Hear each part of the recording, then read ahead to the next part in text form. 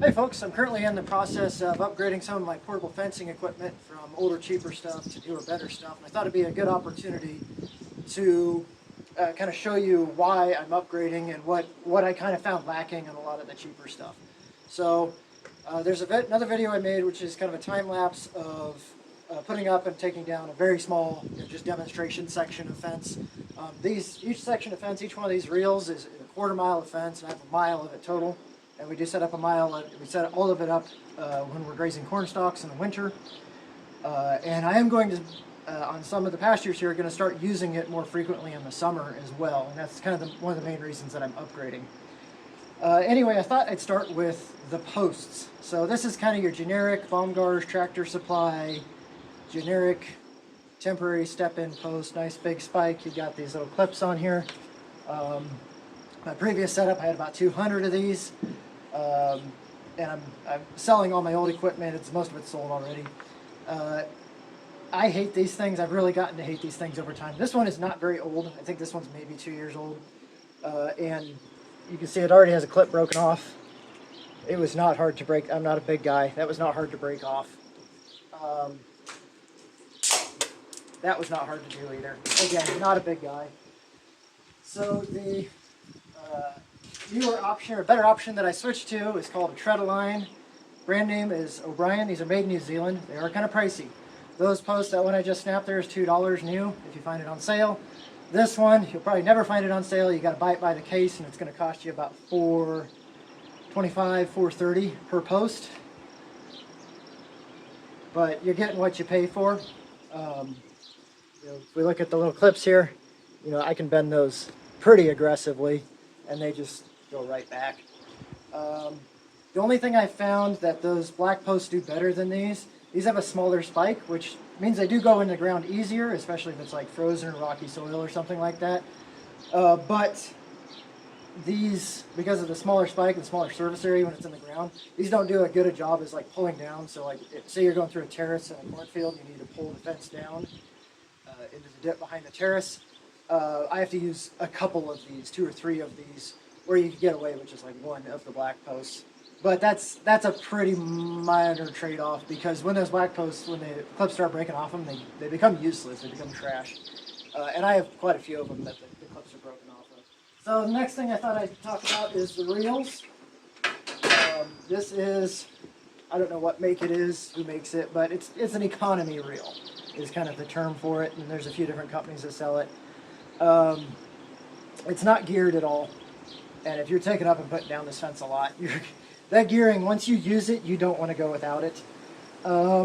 This one has a decent locking mechanism. I have another set of economy reels that the locking mechanism is absolute hot garbage, and I hate them.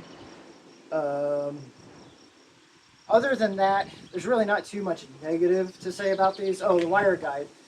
You'll notice these have a wire guide on them. One of the things that you might say is, oh, well, there's extra room on there. You could put more poly wire and get more length per reel. Do not do that. Trust me. Learn from my mistake on that one. What does happen with these every once in a while, even when they're not overfilled, is you're sitting there kind of spacing off, winding up. Maybe you're walking and winding. Maybe you're just standing there and winding. And you space off, and that wire will slip off the side and start wrapping around the axle.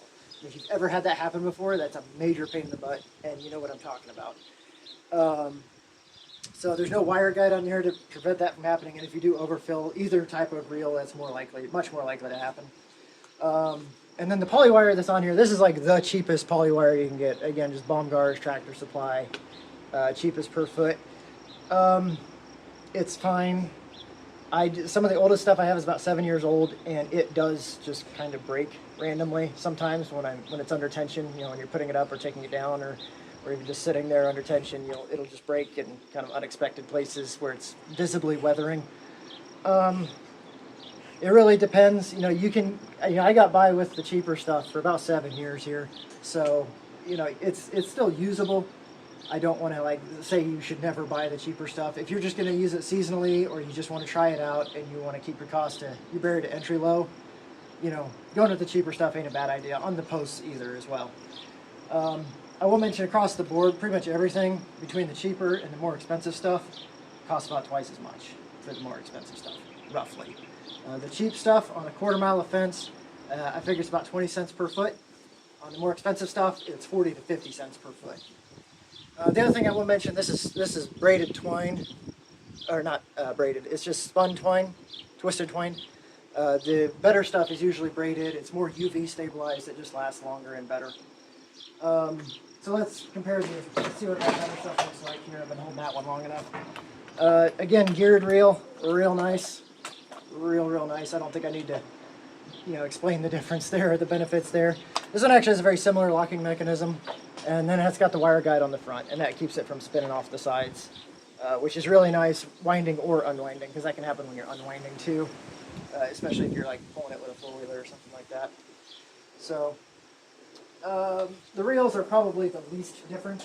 If you are looking to shave costs somewhere and you can tolerate not having the geared reel, just get the economy reels. And what was the other thing? I suppose that was about it. To hang the reels themselves, this is actually a homemade deal, and I'm not changing these out. This is a weird, I got a few of these. They're weird angle iron fence posts.